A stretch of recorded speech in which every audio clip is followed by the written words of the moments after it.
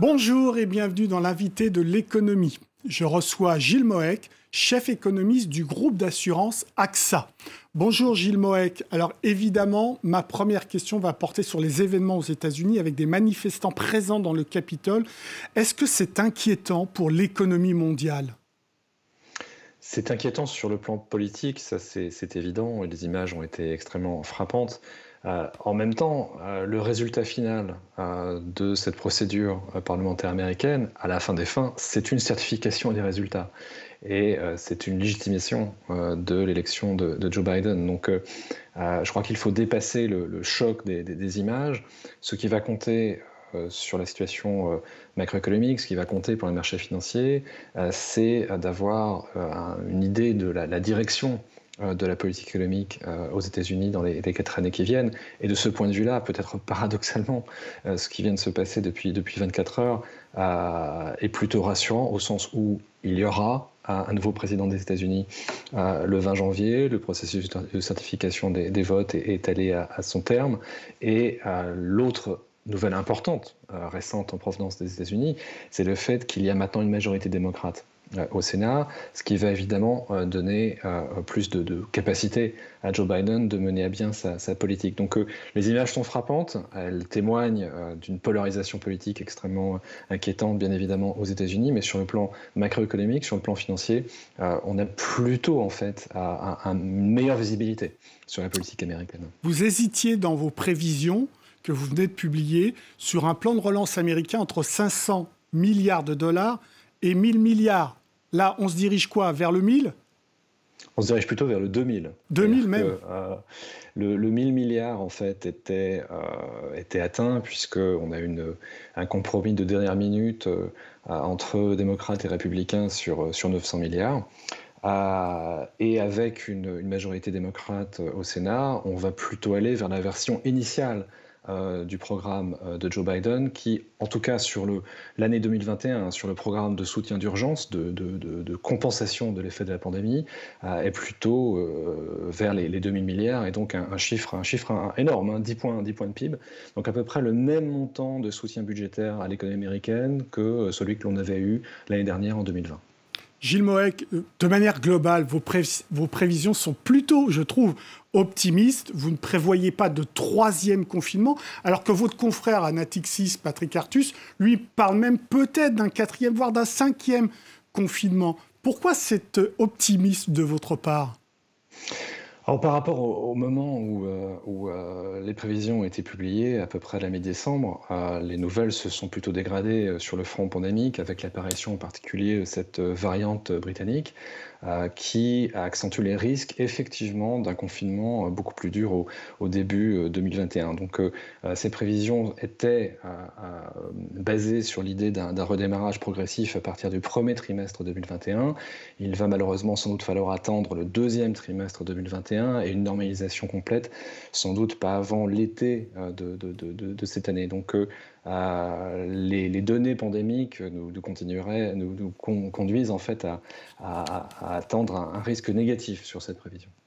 En même temps, Gilles Moec, vous confirmez que ce 2e choc est moins fort que le premier, c'est-à-dire du premier confinement au printemps. Vous dites que l'Asie est en forme d'un point de vue économique, que le confinement évidemment est moins strict, que les entreprises l'ont peut-être mieux préparé et également qu'il n'y a pas de crise financière.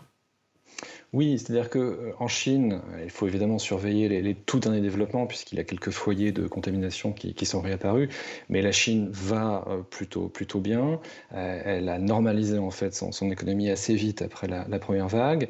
Il y a d'autres pays asiatiques qui font face à une 2e vague. Il faut regarder ce qui se passe en Thaïlande et en Indonésie, mais le gros moteur asiatique, c'est bien évidemment la Chine. Et par rapport à la première vague, nous avons appris sous 2 angles. Le premier angle, c'est celui du comportement des entreprises en particulier. Elles ont mis en place des systèmes de télétravail, elles ont mis en place les protocoles sanitaires, par exemple dans le secteur de la construction, qui s'était complètement arrêté lors de la première vague et qui est resté actif dans la 2e. Et puis l'apprentissage, il est aussi du côté des politiques économiques, avec une absence totale d'hésitation sur la vitesse de réaction, avec des politiques monétaires et des politiques budgétaires qui tout de suite sont venues en soutien supplémentaire lorsque cette 2e vague est apparue. Et en même temps, Gilles Moec, gare au moment où la vague va se retirer. Et peut-être que là, on va découvrir en effet des défaillances importantes des entreprises et un chômage qui augmente. C'est tout le problème, c'est-à-dire que la situation sous-jacente du marché du travail est sans doute moins bonne que celle qui apparaît dans les chiffres traditionnels que l'on utilise, parce que d'une certaine manière, sur dans les pays développés en tout cas, on a congelé le marché du travail avec les mécanismes par exemple de chômage partiel. Lorsqu'on ira vers une normalisation, effectivement, les dégâts sous-jacents vont apparaître au grand jour. Et c'est pour ça que nous restons quand même modérés. Vous disiez que mes prévisions étaient optimistes, mais je reste quand même modéré sur la vitesse de rebond lorsque nous aurons atteint l'immunité collective, tout simplement parce que je ne pense pas que les ménages, en particulier, reviendront immédiatement à leur niveau d'épargne d'avant la pandémie. Avec une dégradation du marché du travail, il est très probable qu'une grande partie de cette épargne, qui pour l'instant est une épargne forcée, se transformera en épargne de précaution.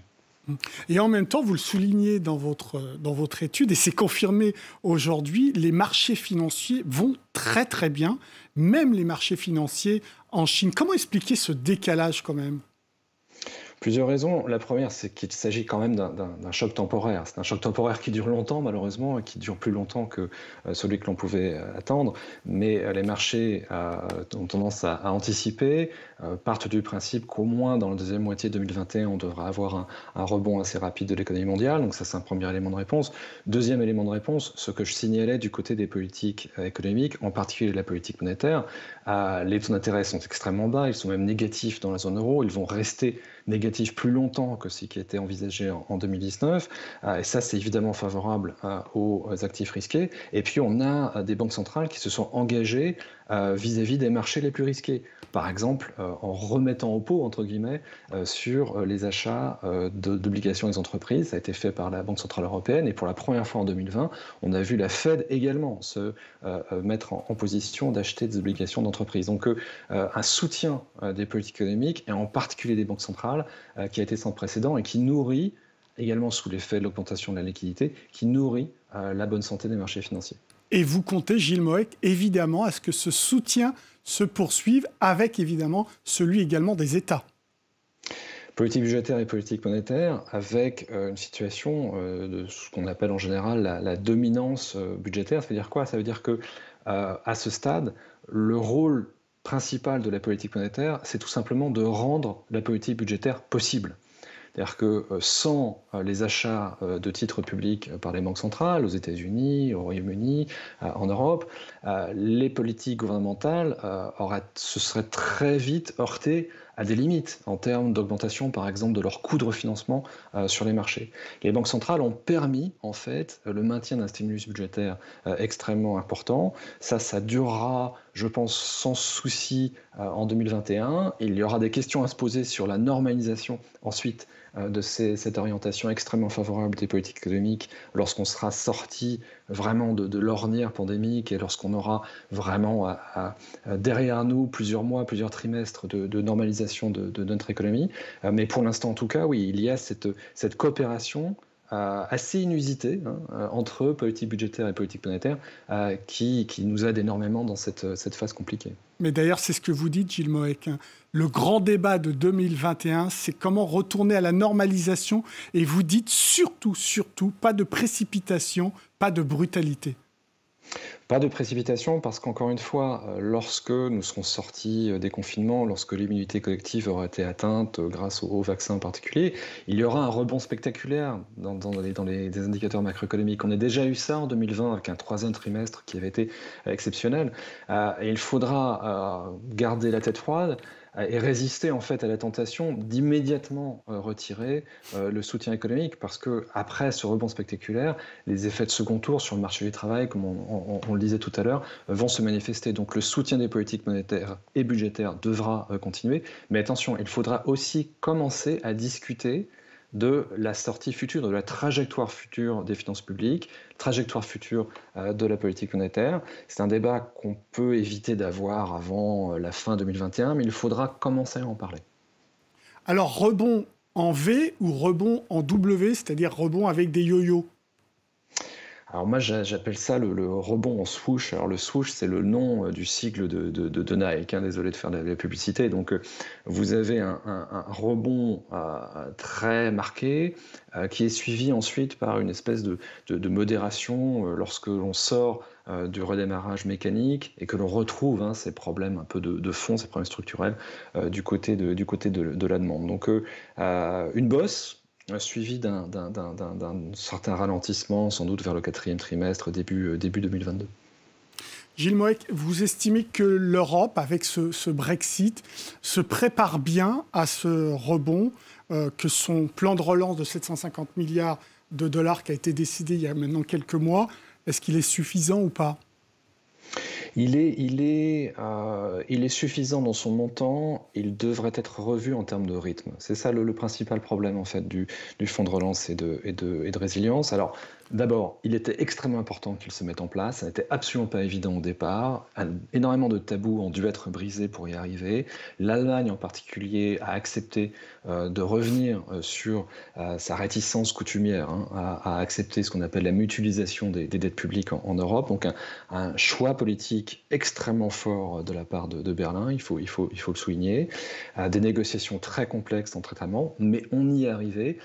Et le montant me paraît assez significatif. Le problème, c'est que c'est un dispositif assez lent qui va monter en puissance progressivement. On ne verra vraiment de déboursement important de ce plan que dans la seconde moitié de 2021 et surtout en 2022-2023. Donc c'est davantage un plan d'accompagnement de la reprise. Ce n'est pas un plan qui déclenchera la reprise. Gilles Moec, une dernière question. Vos premières impressions sur ces premiers jours post-Brexit ? Il est un peu tôt pour en juger parce qu'il y a eu énormément en fait de stockage à la toute fin de l'année 2020. Les entreprises britanniques se sont préparées en fait à un blocage éventuel ou à des goulots d'étranglement sur les transports entre l'Union européenne et le Royaume-Uni. Donc on verra en fait plutôt dans la deuxième moitié de janvier, début du mois de février, comment en fait les entreprises s'adaptent. Et beaucoup d'entreprises britanniques nous disent ou également continentales, nous disent qu'elles ne sont pas encore prêtes. Donc le test n'a pas encore eu lieu vraiment. On le verra plutôt encore une fois dans la deuxième moitié du mois de janvier. Merci beaucoup Gilles Moec pour vos réponses. L'invité de l'économie, c'est terminé, mais évidemment, vous pouvez retrouver cette émission sur france24.com. Au revoir.